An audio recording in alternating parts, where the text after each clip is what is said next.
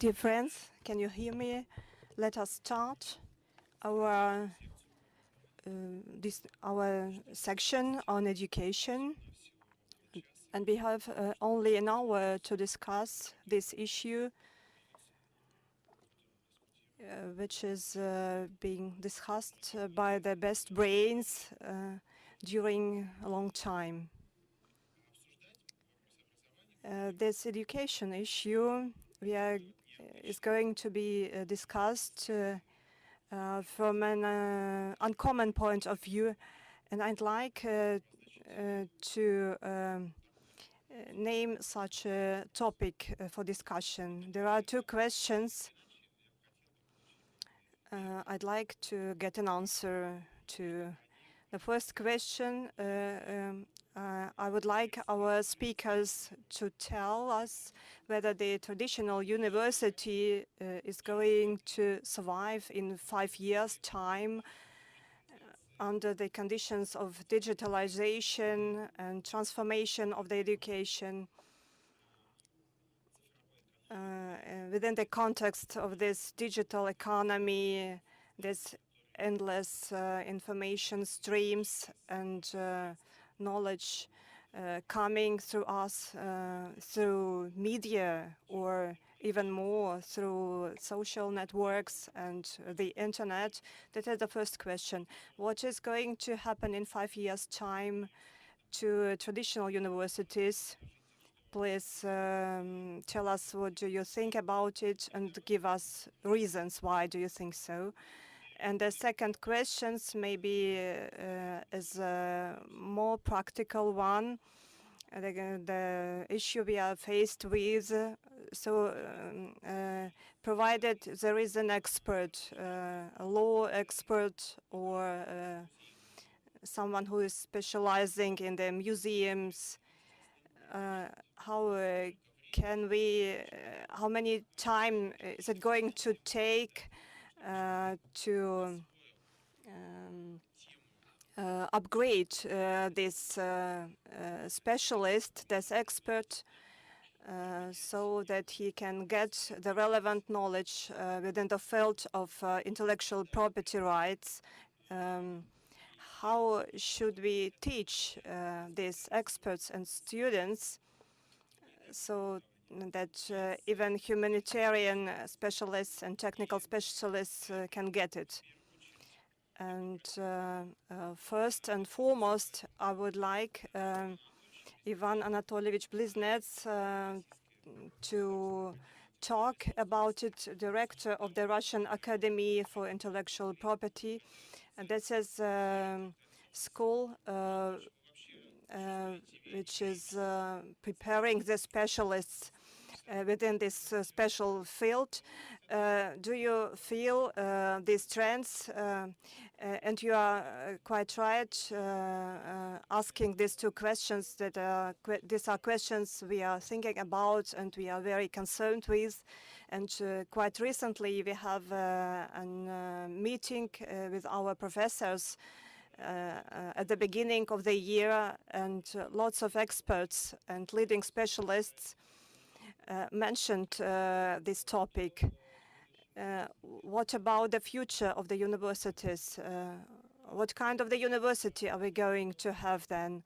And I'm quite sure the classical education, the classical training of the specialists should remain a key issue. Otherwise, we will lose the specialists, the experts, as experts. Yes, we feel this and we understand all these trends of new technologies. Nowadays, there are appearing new opportunities to give to our students a broader context of knowledge.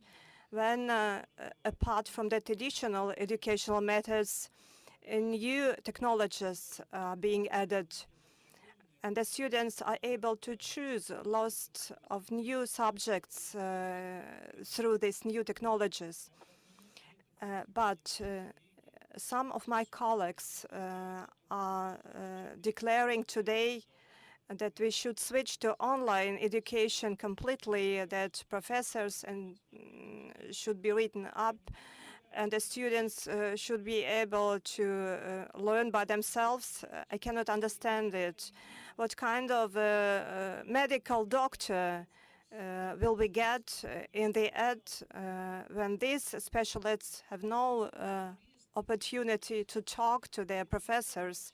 What kind of law students will we get if they didn't even see the court? And the classical education should be a key issue in the training process, and this is we should really seriously think about. All of us have switched to this Bologna educational system, but at the meeting of the professors I mentioned above, all of them believe that we shouldn't have done it actually, because for instance in Great Britain they have this 5 years specialist course, and that is much better. And one of my colleagues will raise this issue as well. And so the leading specialists say that the level of the knowledge of our bachelor students isn't satisfying, and so it was a wrong decision to abandon this classical education, for instance, within the framework of law studies. So as for the future, it should be a mix of professor schools, of people who can share their knowledge. And of course, the new technologies should be added to this training process, and we are grateful to the organizers and to our co-founders who allowed to organize this chair. And that is a step into the future, especially from the point of view of the training within this field. And answering your second questions about the experts for intellectual property, so the key issue here is to deliver knowledge, the major knowledge at the level of the bachelor education.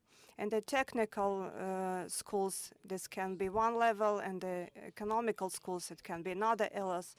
But the main volume of knowledge delivered to the students should remain the basis knowledge at the first stage of the educational process. And with our ministry, we have talked about it a lot, and earlier we have contacted the key universities of our country. It is important to maintain the high level of the basic education when the specialists of mathematics, physics, or say law, when they get specialist knowledge through master programs. And this should be a specialist education for people who got already the main knowledge within the bachelor programs. Then we'll have high quality experts who will be able to work for the benefit of the country. And practical requirements for the training of such specialists should be very high.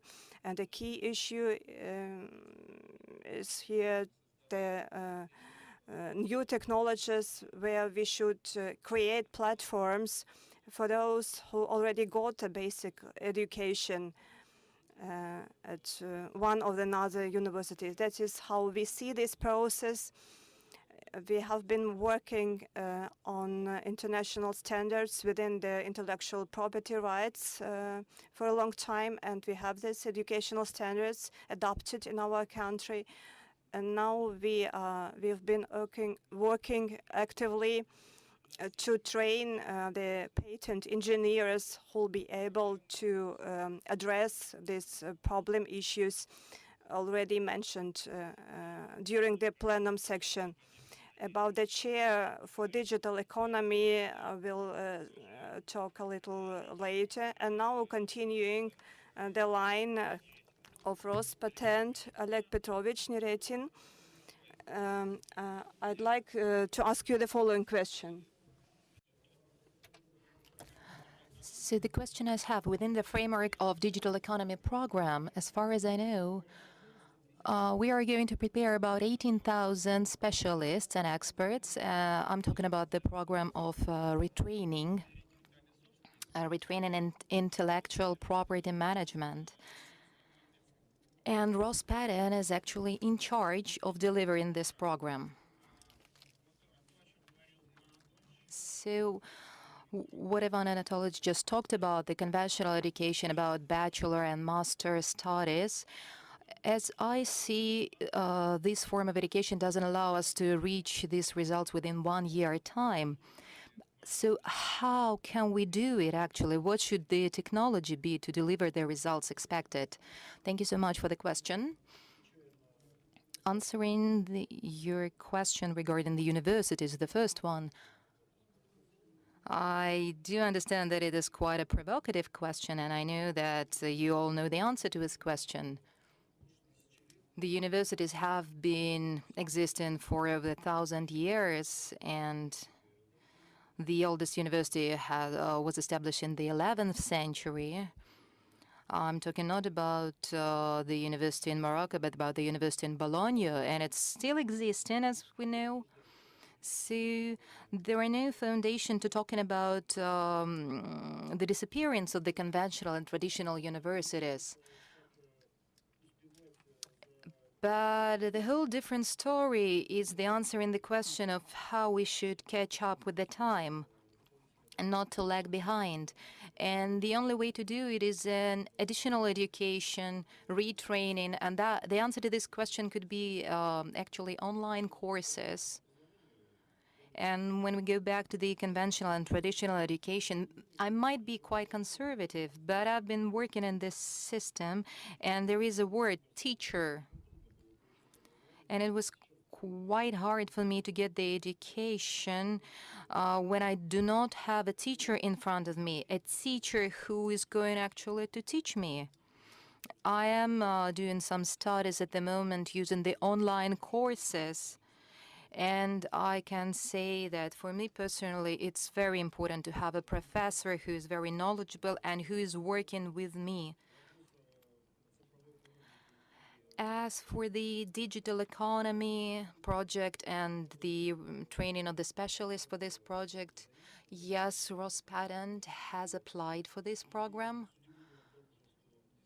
And we were very surprised to find that our application was approved, and we became in charge of this project.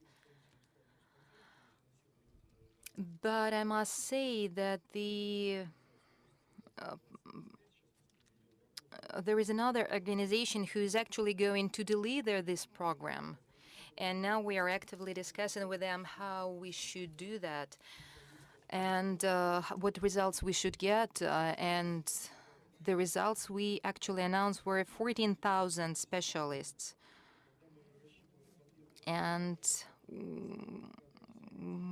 this figure, I mean, 14,000 people, we received, and we were analyzing the number of organizations in our countries. I'm talking about large, small, and medium-sized enterprises, and we were trying to figure out how many people we will need working in the sphere of intellectual property, those who will be able to manage the IP. And at the moment, what we have, we will need about 300,000 people in the country working in this sphere. That's what we need at the moment. In 2018, we have started a survey. We will get its results by the end of this year, but we had a focus group and different domains. And the figures we got at the moment, but I must emphasize that it's interim results, not the final results.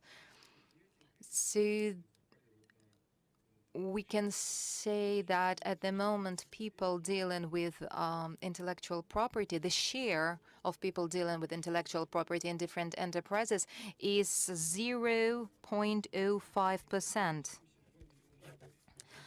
At the moment, we have 75 million people working in the Russian economy. So you can calculate how many people work and deal with intellectual property and intellectual property rights and management in different spheres of our life.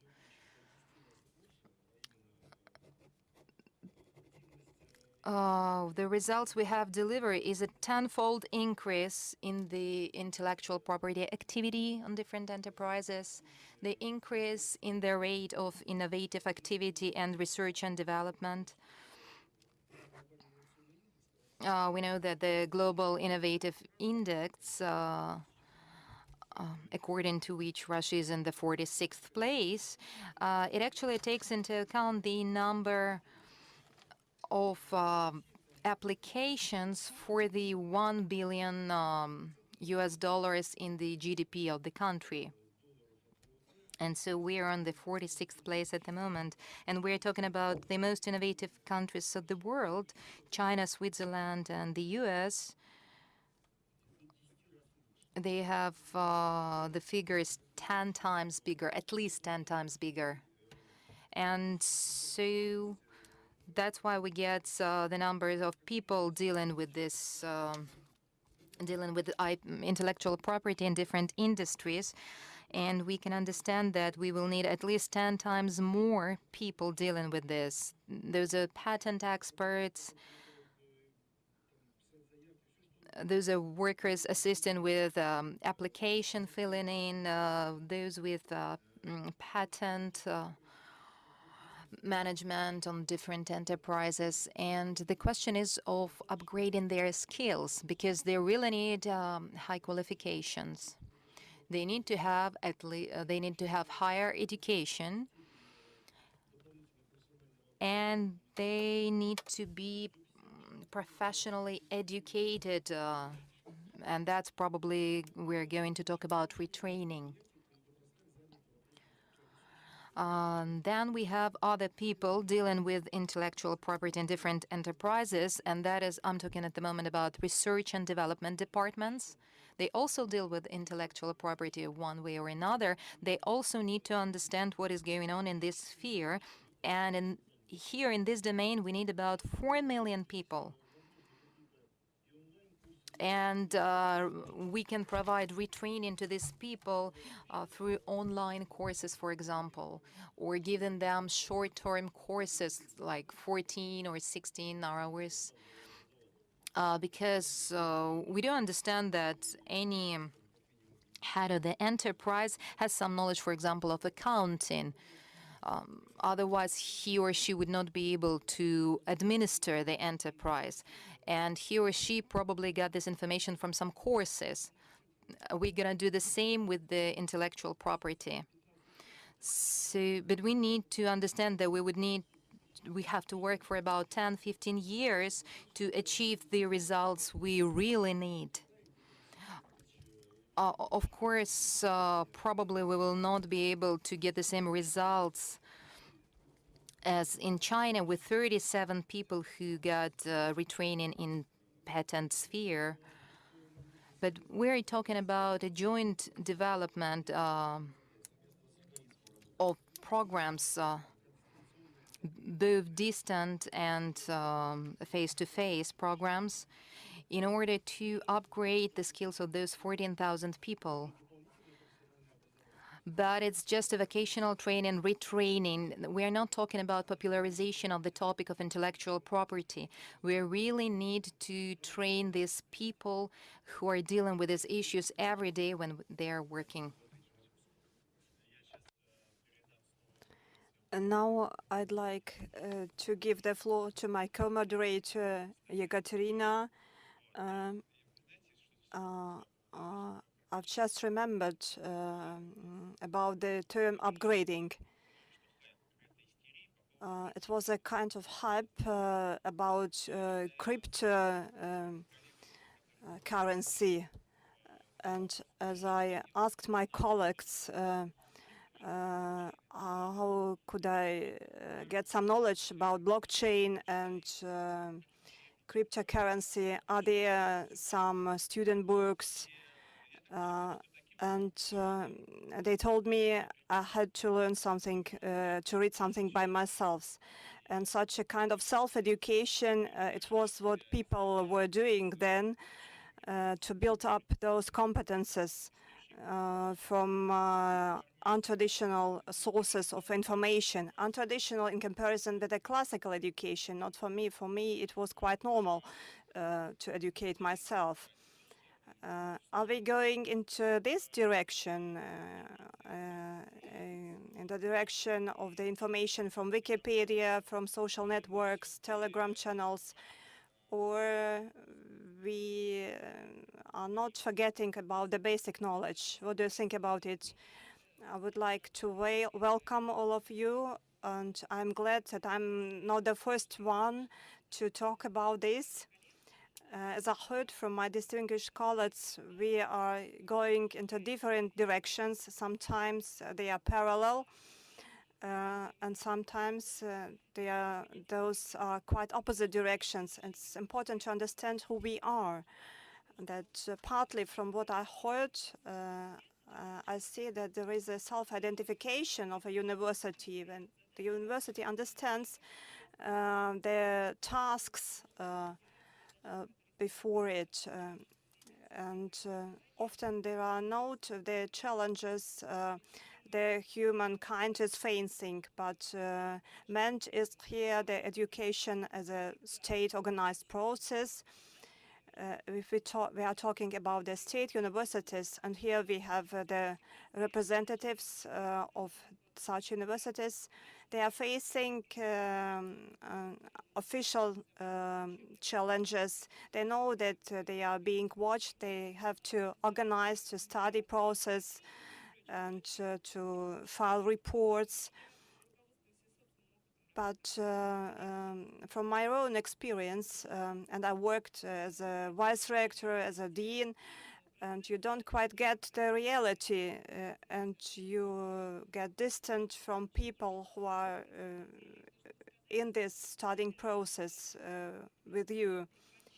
And it was the right expression to upgrade skills. It looks quite similar to a fitness center. Those who are going to the fitness studios, they upgrade themselves. But there are some people who need a trainer or a teacher who will take you by the hand. It's not important where he is watching whether you are doing all the exercises properly. And as you have paid the teacher or the trainer,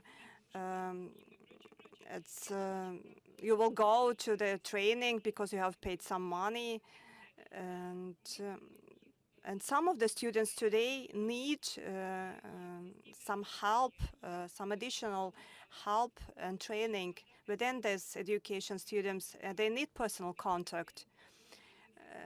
At the last forum, Mikhail Galperin carried out an education session, and we were discussing online education, whether it's our future, educational future. And it was mentioned, and how about this personal, almost physical contact, because students and the teacher, where you can look each other into the eyes, and where you get in touch with the experience of the teacher. And a lot of us do really need it. It would be wrong to say that all the people are so self-sufficient intellectually, but at the level of the bachelor education, and sometimes also at the level of master education, regarding this Bologna system. There are not many people who are so aware of all these aspects. and there are not so many students who only deal with the electronic library, for instance, and who are able to study on their own. And lots of students enter bachelor programs because the decision was taken by their parents, for instance, and they are not quite aware of what they are doing at the university, and they don't imagine their future of life in connection with this profession, for instance. As for the master's study, it is quite often where one did some mistakes at the bachelor level, and now one is concentrating on what really matters. And as for the intellectual property programs, it takes up to 2.5 years. It is not always easy to combine all the available forms of education. I don't see actually any conflict there, and I don't see the need to expand on this conflict. And as we are co-moderators, we have been discussing whether it is needed to raise the issue of Telegram channels, because since there in the short form you get you get said everything which is interesting. It is more convenient than Wikipedia, for instance, and you can find on the internet lots of very good sources of information in comparison with the time 10 or 15 years ago. There were web sites with really bad information, but the information we get an open access today to, it is a lot better. So it's important to mention that we should retain the supplementary education in a full-fledged form, because there are people who are aware of why they need it, and there are special organizations who are interested in these people and who pay for them so that they can get this education. And now it is clear why they are doing this. So the basic education should remain just to help people to study, to learn them to study. And at the level of the supplementary education, it is easier to upgrade real specialist skills. So we are going to move into both directions, but we shouldn't forget who we are doing this for. And finally, these are students. I'm not complaining, actually, but sometimes one should get better understanding. And here in the first row, we should place the people who are in this educational process, the students. And important is the feedback. Important is to get feedback from people who are studying or from employers who are interested into the training of such specialists. And that would be important to understand what is the right direction we should move into. Now, I should leave you for 10 minutes because I should look into another section. And now I'll give the floor to our colleague from Singapore. As we were in Singapore, that is an amazing country and an amazing experience, and amazing people living there, and the scale of the country. Living in such a small country, and they are doing so much, and the capitalization of immaterial aspects is so huge. How have you managed it?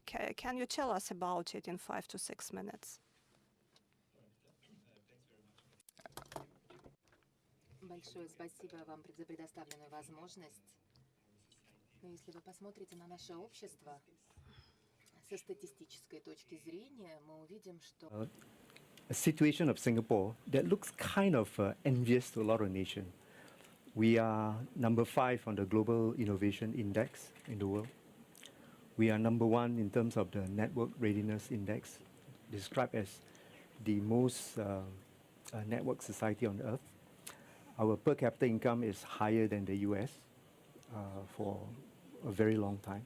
But at the end of the day, right, what is really key is not the statistics. So what I wanted to share with you is the strategy behind learning, training and development, and how we as a very small country, 5.5 million population, have managed to achieve very different levels of development. So I'll just start with the strategy that the Singapore government have enacted. Now, in the area of intellectual property, we have developed a national IP master plan and a strategy.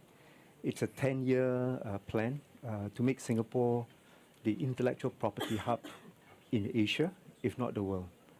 We have moved in, we have taken major moves, right? Including the area of human capital development. Now, within this intellectual property master plan, there is an intellectual property competency framework. It's very meticulously prepared in terms of the type of skill set, right, that is needed in order to transition the economy to a Industrial Revolution 4.0 economy.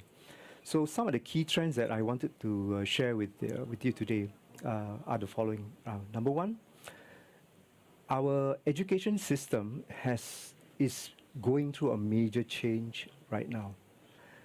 The government is saying that it's no longer a linear approach, right? It's not linear, it's not sequential. So the approach, it's much more fluid, right, in terms of education. So let me give you a real-life example. I'm what they call nowadays, right, a pracademic, right? You combine the two words, practitioner and academic, right? So they combine the two words to become pracademic, right?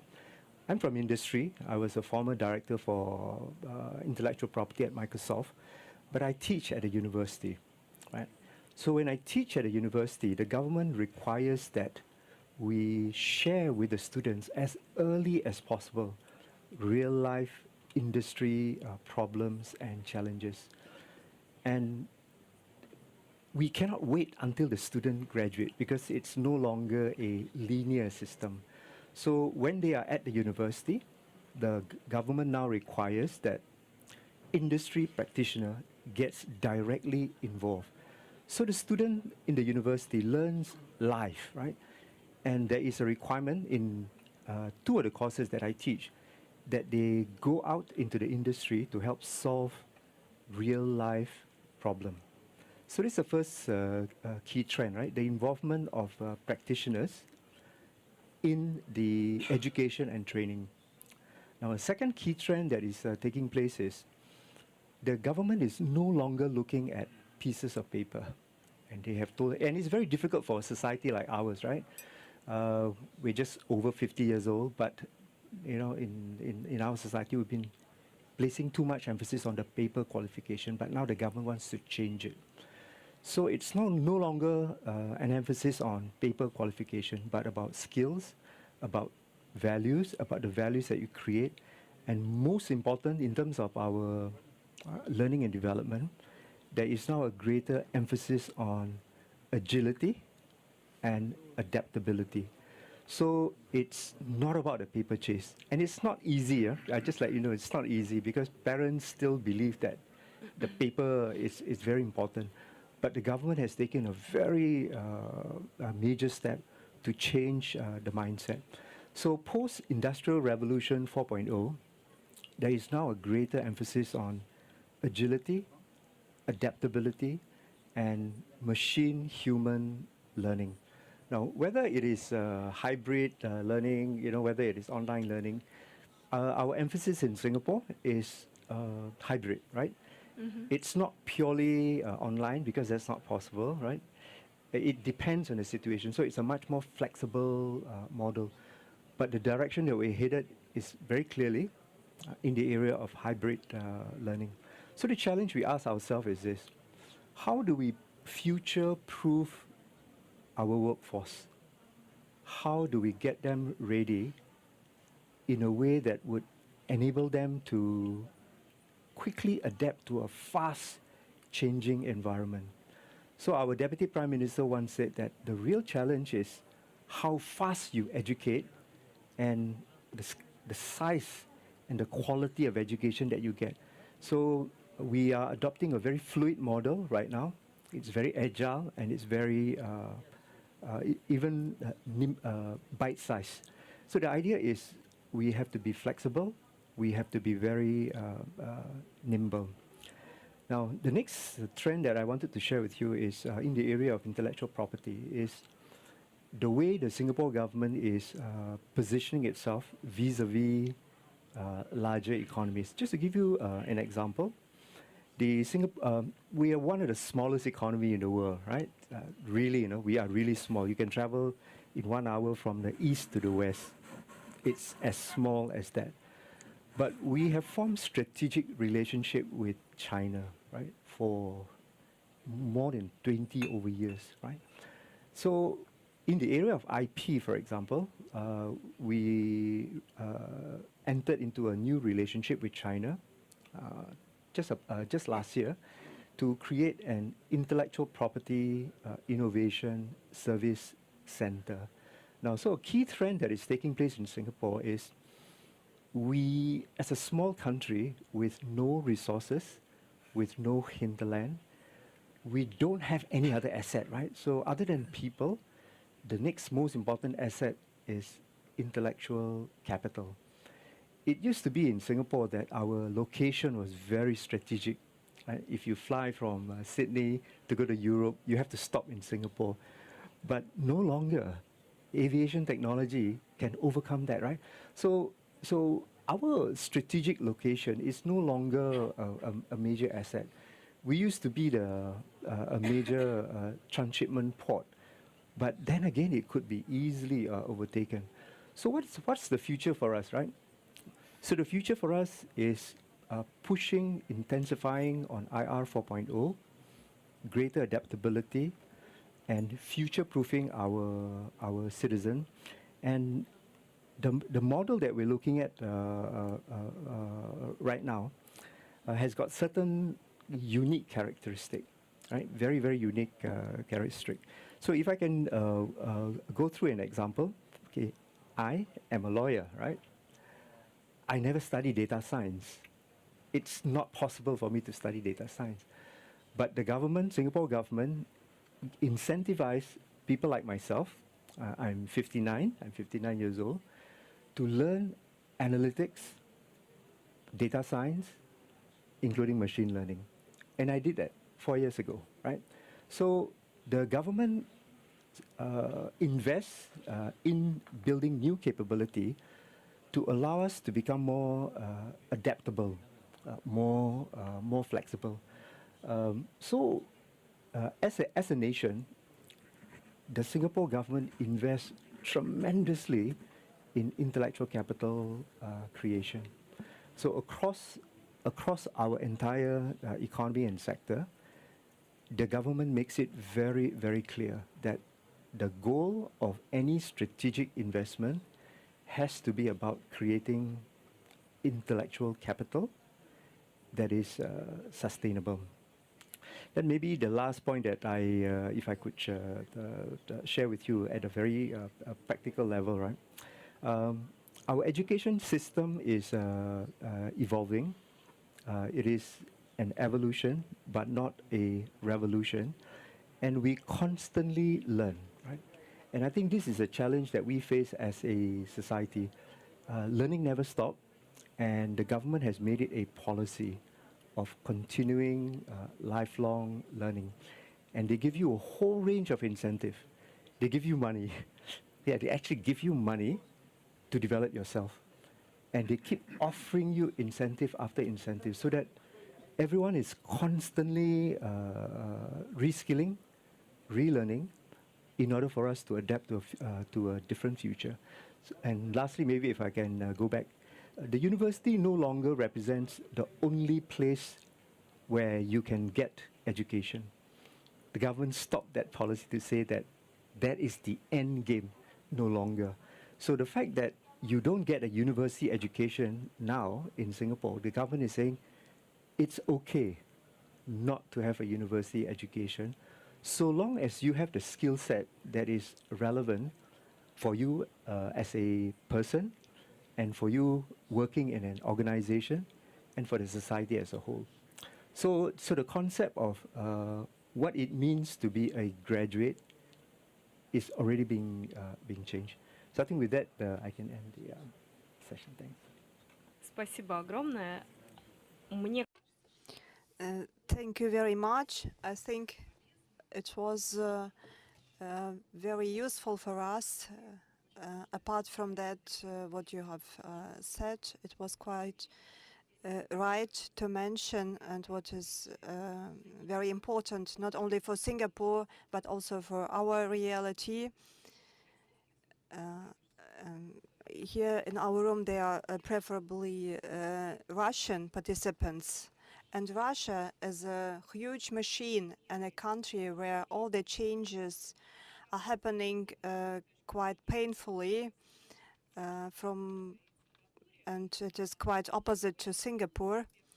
And it's hard for us to imagine all these transitions from a huge system which is moving quite slowly to the investments in a particular person, in smaller groups of people, to benefit the development of human capital. And this is a relevant experience for us because it lets us hope that it is working for any state, regardless the territory of the particular state.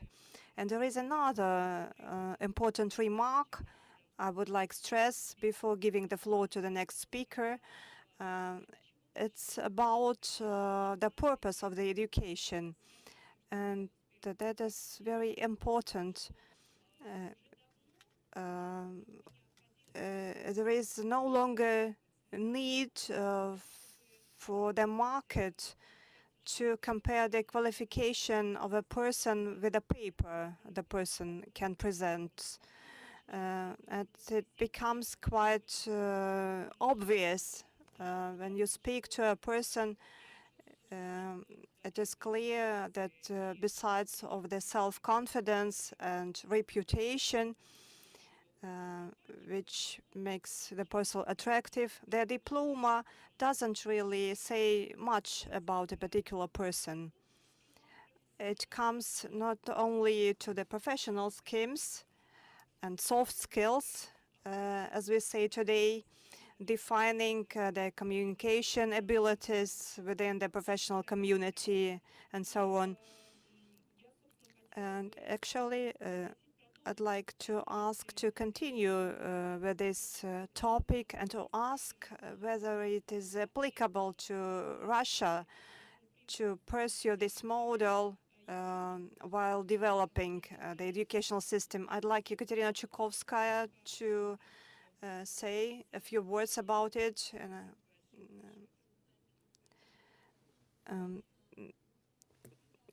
So I have very interesting personal experience, and I've been teaching for 25 years, and especially on the universities which didn't enter the Bologna process, and where we maintain a closer contact between the teacher and the student, because I've been teaching at creative schools where we have this tradition,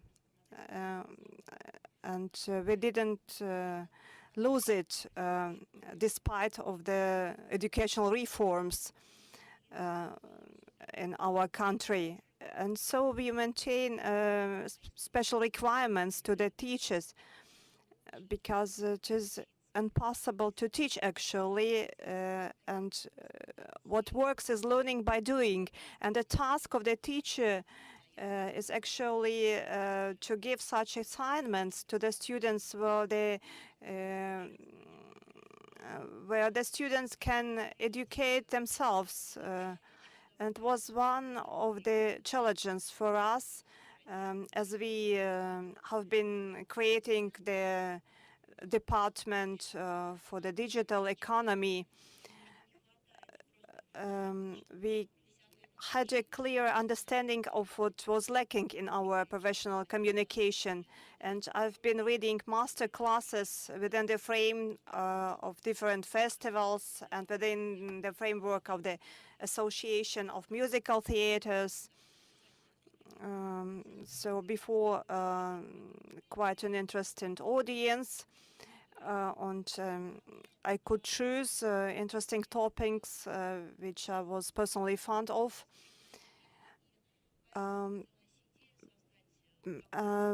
But an idea arose for the development of such department where we could offer changing programs tailored to personal group of students or tailored to the interests of special employer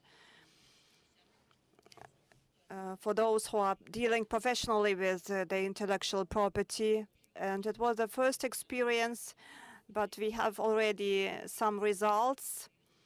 And the audience which were interested especially in intellectual property rights, they got interested actually in the patent law. And our teachers are real professionals, and they are really passionate about what they are doing. And this is an instrument of fine-tuning. And the more of such centers we will have for the participation of the students in the process of development of programs, where they can have the choice and where they can invite the speakers who can bring more than just classical knowledge, but who can convey their personal view to the students. And I hope that this direction will be developed in future too. And one more question, because it's very interesting and it is can be very well combined with the topics mentioned previously. So that people are coming to the universities from their practical areas and not otherwise. I'd like to understand when you are holding your lectures as law specialists to the students who are not specialists within this special field, but they know quite exactly where they can apply it.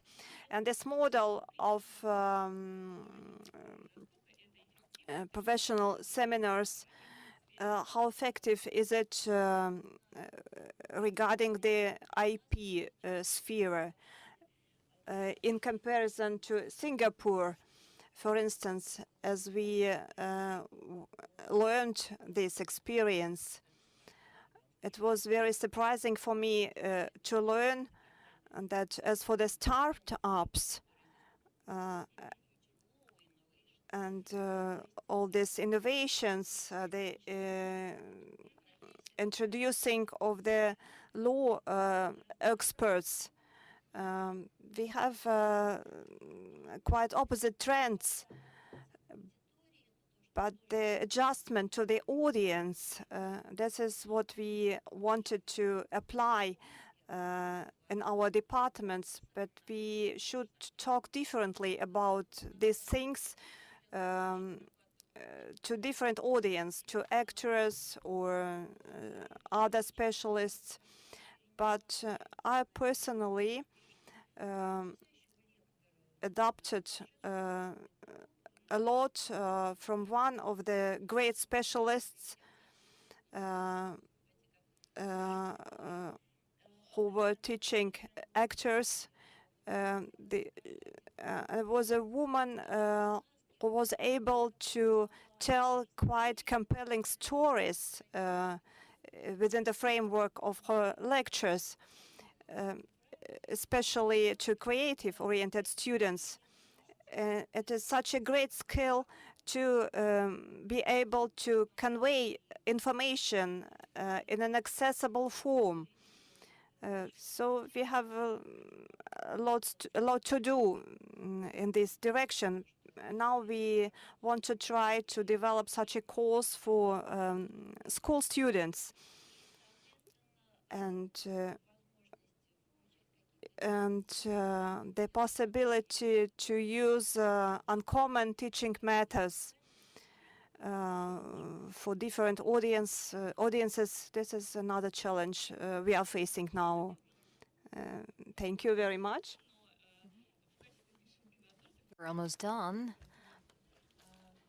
but I would also like to give the floor to Konstantin. I would like to ask him about the experience that St. Petersburg State University has in this area. Thank you very much. Thank you, Ekaterina, Maxima, and thank you everybody who has invited me today. It is a great pleasure to see you all here in this section, and I'm really glad that the title of this section actually attracted so many people. It is really hard to say something original because previous speakers has said a lot, but I will give you a bit of Russian tune to this. So,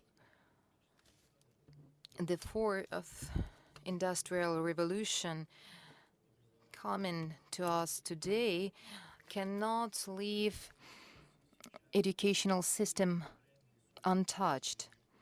Of course, the most important resource we have right now is time. And current generation understands it very well. And we all know that in the university, teachers are not that important as students.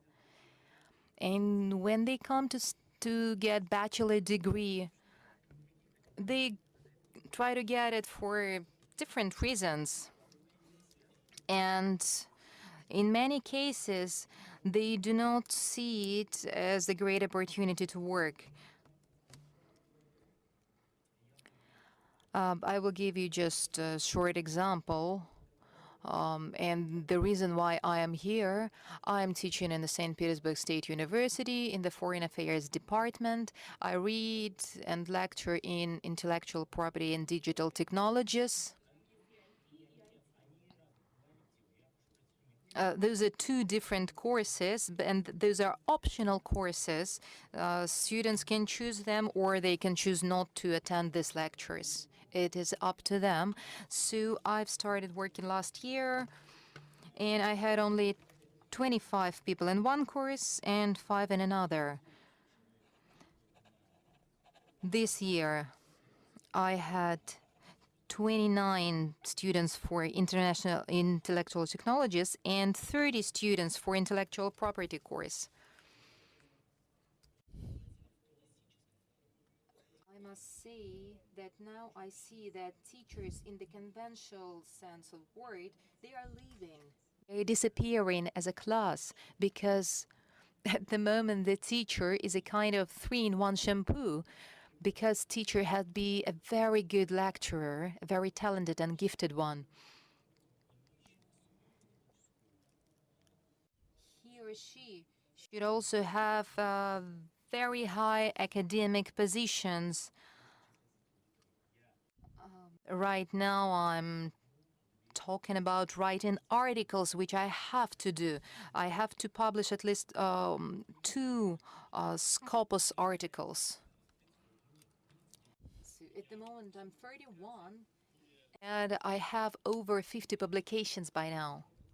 And the third thing the teacher should have he or she should be a good manager. Because students, they cannot relate to you if you are not practically oriented, if you have never applied your knowledge in the field. And because students feel it, that you can give them only theoretical knowledge. They really need some practical experience.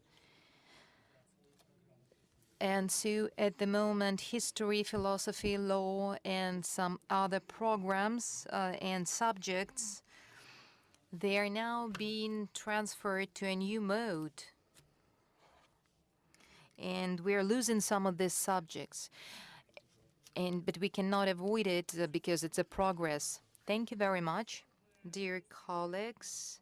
If Maxim will allow me, I would like to draw some conclusions because we will have a very important part at the end of our session. So the conclusion I would like to make is that any education should be focused and directed and oriented towards a human being, and it should respond the demand of each particular person. And so it was last week when we had a huge round table on the professional standards. And the aim of this event was it was the attempt to find out whether we actually need these professional standards. And when we talk about intellectual property, it should be very, very important because it's a very specific and very narrow area. And today we talked about really huge numbers of people who are supposed to have the skills in IP management and knowledge of IP management. But when we talked about it last week, talking about the professional standards, I've heard one remark which was quite stunning. And the remark was that a person gets the education not only to become a practitioner and to specialize in a certain area.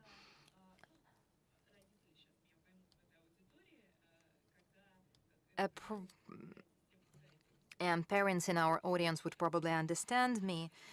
When a child, a school graduate, is choosing his future career, the process that is going on is the discussion that you have to get some basic education. You get to get education in a good university so that you can earn your bread. And then you can do whatever you want. But we need to make sure that that you will be able to earn and support yourself.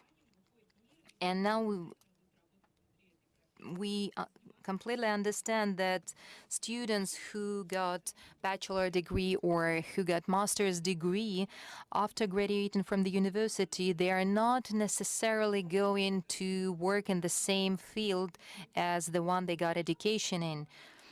They will be managers, they will be salespersons, and they will keep working in our society. And that's why we need to form and give them some skills that they will be able to apply in different spheres.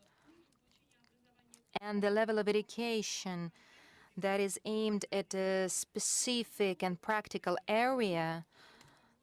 Some people get in master's education, some people get it when they receive retraining.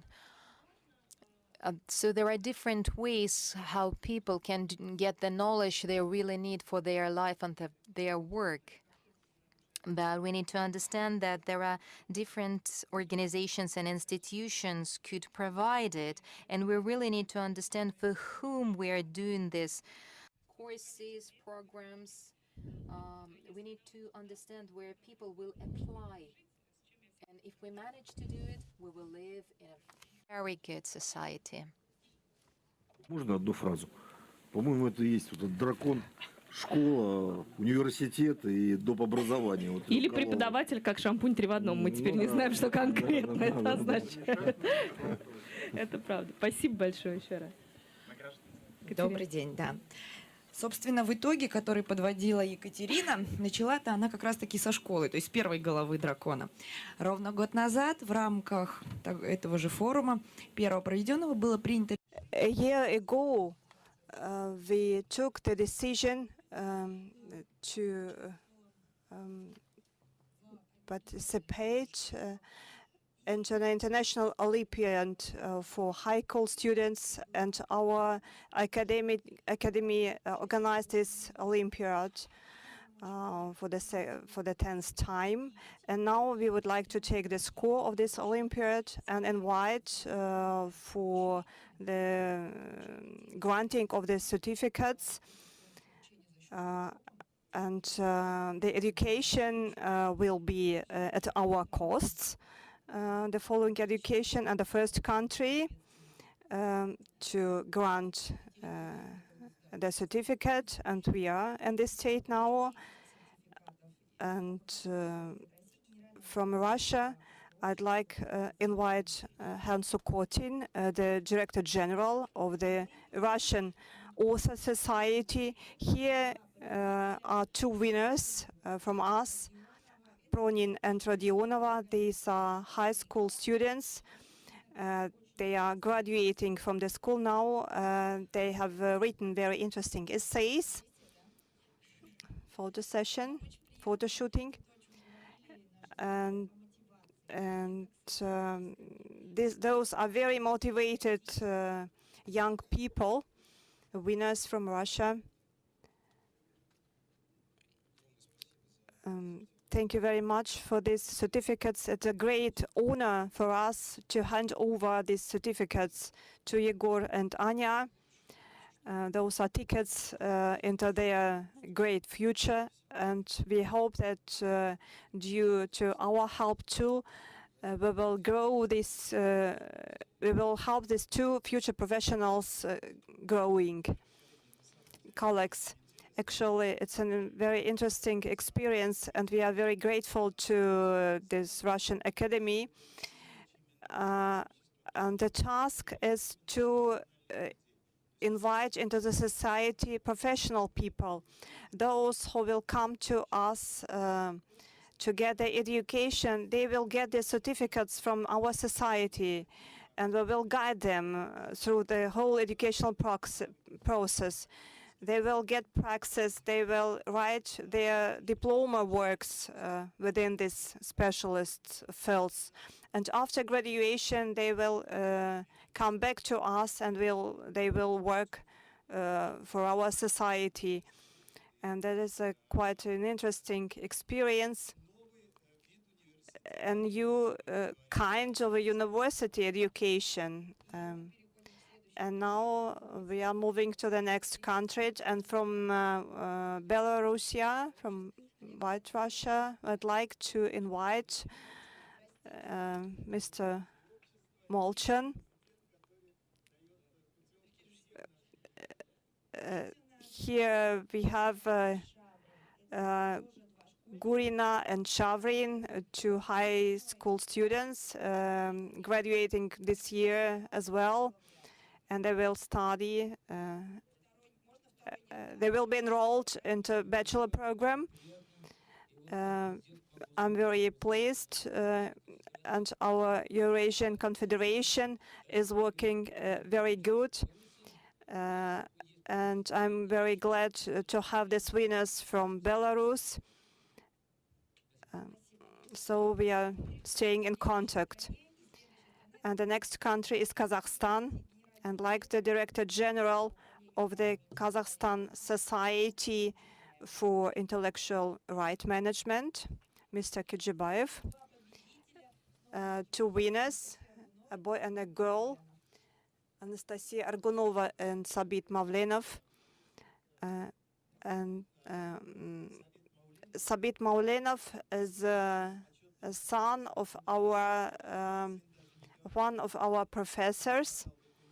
Of our professor honoris causa, and the father didn't know that he took part in this competition, and that he got this certificate, and he's not only the professor doing a lot for the development of intellectual property rights in Kazakhstan, he is a professor honoris causa of our university, so we'll have the continuation of this process in Kazakhstan.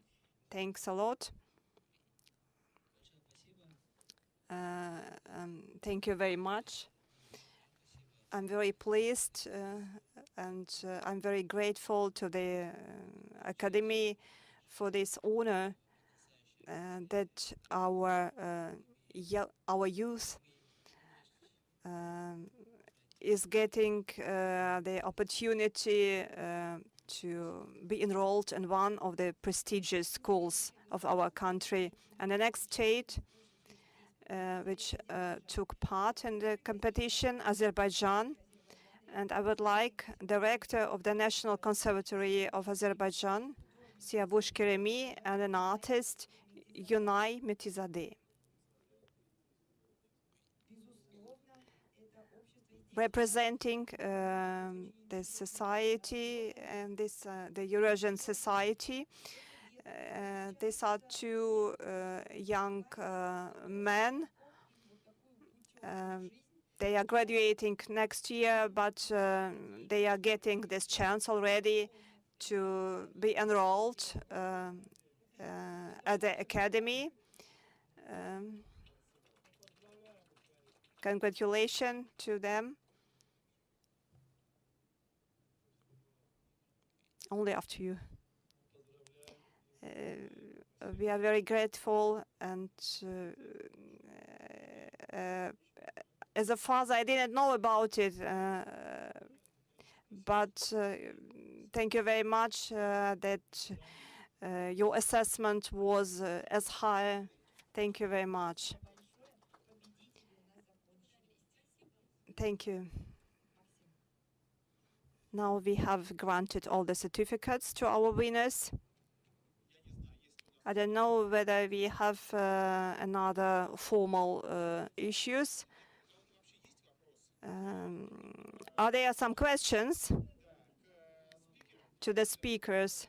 Because I was hoping that our discussion, that there will be some questions arising from the discussion, but there is one. Alexander Kostin, online school of the intellectual property assessment. The competitive power of a country is dependent on these intellectual technologies. And who decides that the best technologies are applied in the education? And what should we do that the best technologies would be complied with the classical technologies in the education to boost the competitiveness of our country? I'd like to say a few words just shortly to cover this topic. I think there is lots of freedom for educational institutions, and they have a lot more freedom than they seem to have. Whether we need some strict regulations, I suppose now we have enough educational standards to stimulate this process without giving any strict regulations. Naturally, of course, it is dependent on the financial side, whether there is software where we have enough specialists to implement these issues into the educational process. And as for taking decisions what to do through online technologies and what to do in a classical way, it will be dependent on the audience, whether the audience is able to get the knowledge in such a form, because not all of the students are ready today to get involved in this process. Are you satisfied with the answer? Maybe someone else could, maybe would you like to, okay, the universities are deciding this, but another issue is that we have enough IT specialists to implement all this. Educational technologies are important, but how to make the university number one in a particular country? Are there such tasks? Actually, that is unrealistic because there is a competition between the educational institutions. But how to give people more freedom to make choices within the universities? Actually, that is, it comes to the methods of the particular university, what they are choosing, and who is in charge whether to go for flexible forms or not. And that's all. We don't face such a challenge at the level of universities to become number one, because these number one, number two, and so on levels, they are measured by specific parameters from the point of view of modern productive technologies.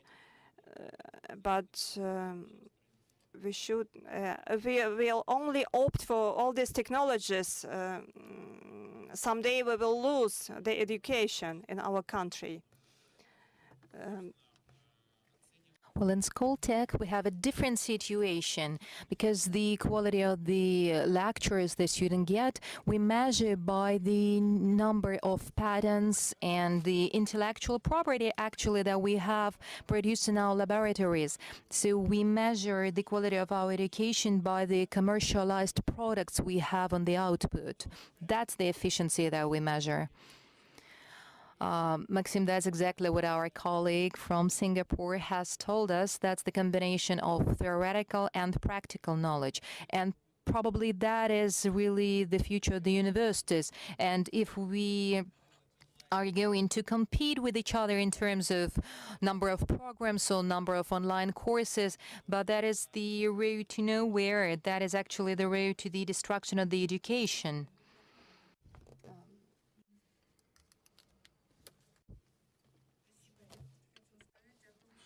I would like to say that probably those entrepreneurs who will employ the university graduates and they are the people who will actually evaluate the universities that provide the best education. Therefore, the universities have to establish some connection to get a feedback from those employers and from their students, their graduates, from their alumni. And of course, they need to have some surveys conducted in terms of the employability and the skills that could be relevant for their future professions. And I would like to ask, do we have any current students who would like to get some answer or who has some requests from the for the universities? I have seen some, but they have left. Oh, we do have a person. We do have a student. Good afternoon. I'm not a student, but I'm working with them because I'm opening a financial literacy project in Kaliningrad. Before that, I have opened 3 banks in Kaliningrad. Then I had several thousand people. I had to manage. So now I work with several students who help me and assist me in opening this project. Today, they were told in the university, here in the Kaliningrad University, that they have to go to this forum. They didn't have to attend lectures today. Instead, they had to attend the forum. And I asked them, and a lot of them didn't know where exactly they go.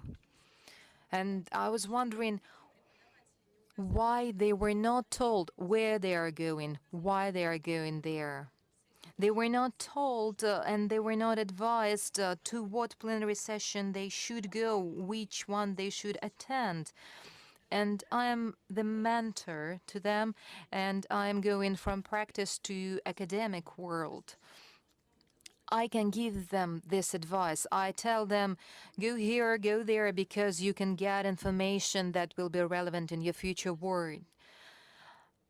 We spent a lot of money on this event, state money, we got state funding, and we invited students here, but the results we are going to get from this is very unclear.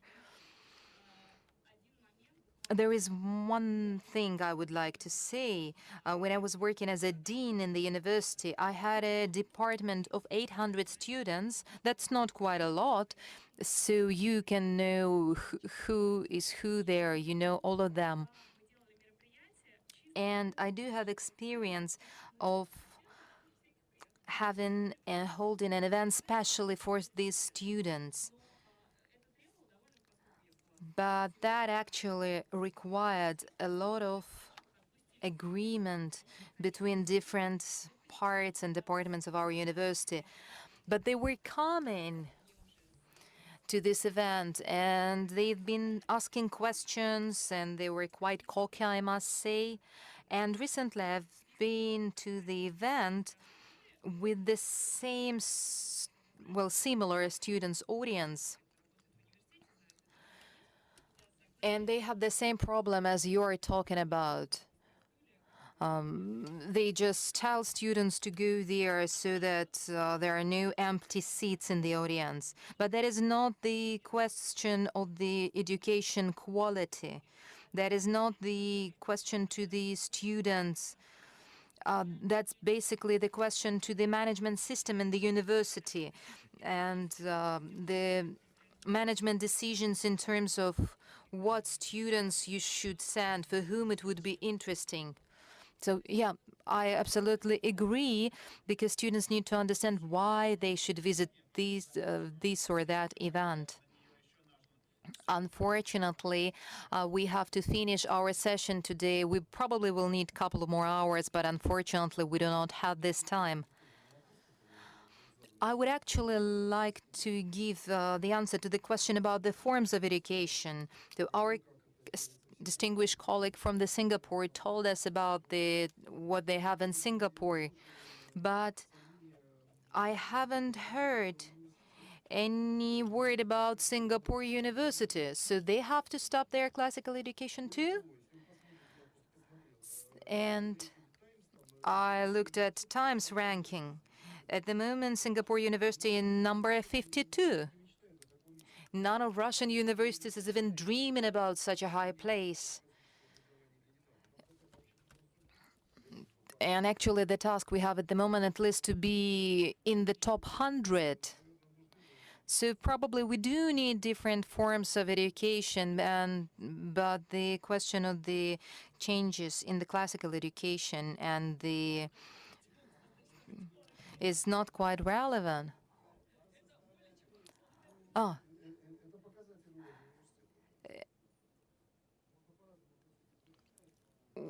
We can have different points of view on these rankings, but we do understand that that is objective. We can discuss all the questions left after the session.